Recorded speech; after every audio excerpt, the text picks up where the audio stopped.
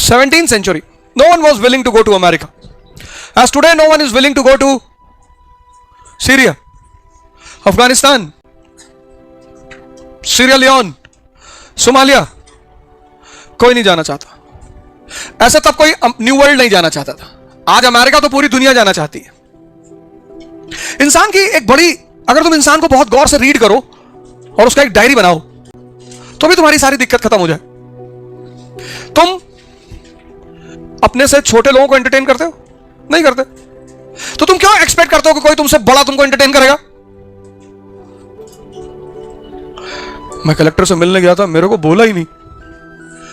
तुमने कभी ऑटो वाले को 5 मिनट टाइम दिया? नहीं दिया.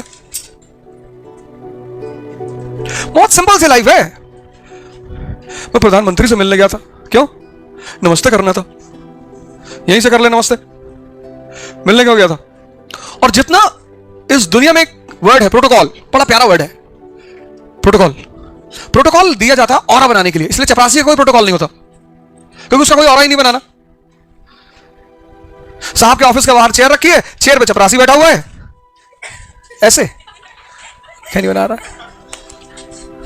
लेकिन इंपॉर्टेंट बहुत है वो. साहब की सारी खबर है उसके पास. कितने बजे साहब बैडमिंटन खेलने आते हैं, क्या पसंद है साहब को, कितने बच्चे हैं, कैसे मिला जा सकता है. इसलिए चपरासियों का कोई प्रोटोकॉल नहीं होता. और साहब का अगर तोड़ दिया जाए तो ये जनता तुरंत तबाही मचा दे. बहुत जरूरी है. एक डीएम सोचो पूरे शहर को चलाता है, ऑरा. एक एसपी पूरे शहर को चलाता है, ऑरा. उतर गया सड़क पे, निकला बाहर, सामने साहब. जब 90% काम भय से होता है, इसलिए ऑरा क्रिएट किया जाता है. बहुत जरूरी है. ये सारी बातें इसलिए पढ़ाई जाती हैं कि देखो, अब ये तुम्हें क्यों पढ़ा रहे हैं अमेरिकन रेवोल्यूशन, कि जब भी एक्सप्लॉइटेशन होगा तो रिवोल्ट होगा. इसलिए पढ़ा रहे हैं उन्हें. तुमसे ये मतलब थोड़ी कि तुम इसको समझो क्या होता है, ये जानो क्या कहानी है. हर कहानी के पीछे एक मैसेज है. तो जो समझदार दिमाग है वो मैसेज को पकड़ते हैं और वो मैसेज उनके लिए सीख बन जाती है. जैसे जो राम की पूजा करते हैं, भारत के लोगों को तो बहुत महान होना चाहिए, क्योंकि भारत के लोग श्री राम की पूजा करते हैं. श्री राम का मतलब त्याग और तपस्या. पर है किसी के अंदर? जितने लोग डॉक्टर अंबेडकर को इतना प्यार करते हो, 1% भी उनका जैसा बनने की कोशिश करते हैं? तो जो समझदार लोग हैं ना, वो कहानी के पीछे जो मैसेज है उसको समझ जाते हैं. उस मैसेज का जीवन में बड़ा इस्तेमाल है. जैसे मैंने जब फोटोसिंथेसिस पढ़ा तो मुझे पता चला कि यार चंद्रमा क्यों मामा कहा जाता है, क्योंकि फोटोसिंथेसिस नहीं कर सकता. रोशनी तो है लेकिन उसकी रोशनी में एनर्जी नहीं है, दूसरे की रोशनी है, सैटेलाइट.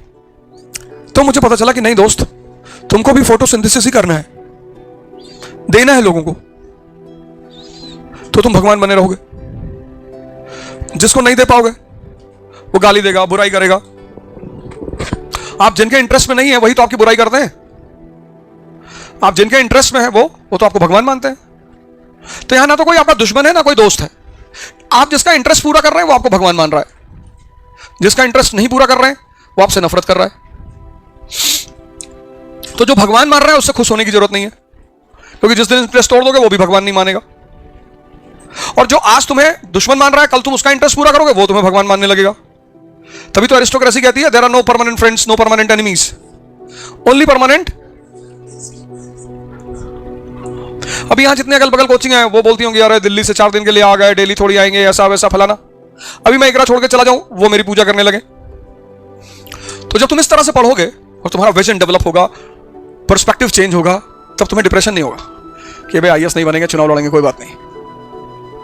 अभी चूंकि तुम्हारे अंदर डेवलपमेंट नहीं हो रहा है तो तुम अंदर से परेशान हो कि यार नहीं हुआ तो क्या होगा. मतलब तुमको यह नहीं लग रहा है कि पढ़ाई कीमती है, तुम मजबूरी में पढ़ रहे हो. ये जो तुम मजबूरी में पढ़ रहे हो इसीलिए पढ़ाई तुम्हारे लिए स्ट्रेस बन गई है. अगर यही पढ़ाई तुम्हें फील कराने लगे कि एवरी डे तुम्हें कुछ मिल रहा है, देखो तुम्हारा स्ट्रेस खत्म हो जाए, तुम खुशी खुशी क्लास आओगे.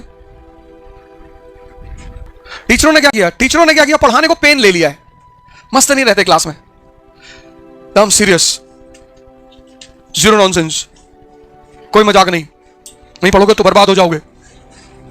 फालतू की बातें. पढ़ेंगे तो बर्बाद हो जाएंगे गुरुजी। कितना पढ़ें? कितना सीरियस हो गया टीचर यहां का। बच्चों को मार रहा है, डरा रहा है बच्चों को। बच्चे स्कूल जाते वक्त डर रहे हैं। बच्चों को तो स्कूल ऐसे जाना चाहिए जैसे वो मॉल जाते हैं। रात में 2 बजे उनके कान में कह दो मॉल, उठ के खड़े हो गए, चलो। कितना सुबह नाटक करते हैं बच्चे स्कूल जाने के लिए।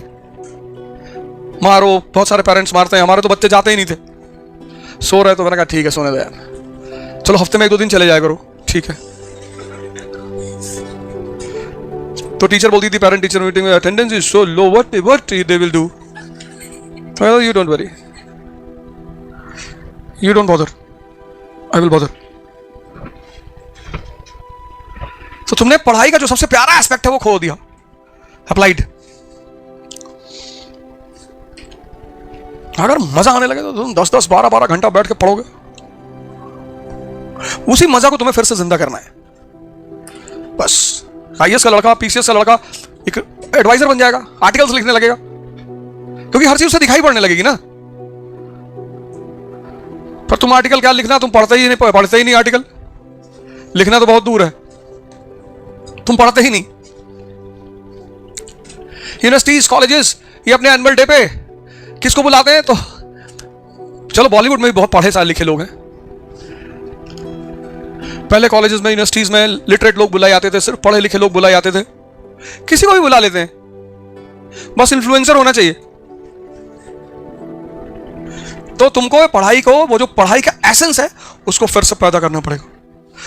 तभी तो कलाम साहब ने कहा education imparted by heart can bring revolution in the society.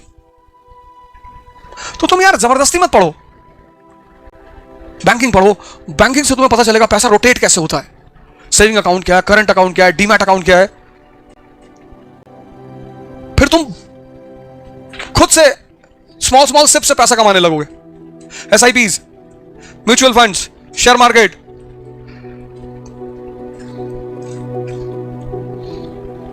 पर इंडिया की जो पढ़ाई का वो है अप्रोच, उसमें पढ़ाई सिर्फ नौकरी के लिए है।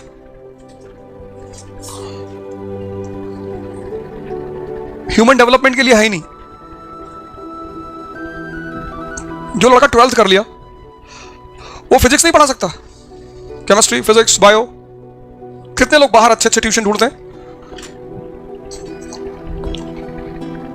एक कोई पकड़ लो कायदे के आदमी को, उसके लड़के को बना दो, सिर्फ पढ़ाओ मत, बना दो। पढ़े चाहे जैसे वो, पर बना दो उसको। देखो कितना तुमको पेरेंट्स पैसा देंगे।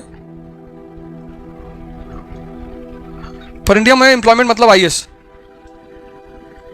बाकी कोई एम्प्लॉयमेंट ही नहीं। तो सब परेशान है।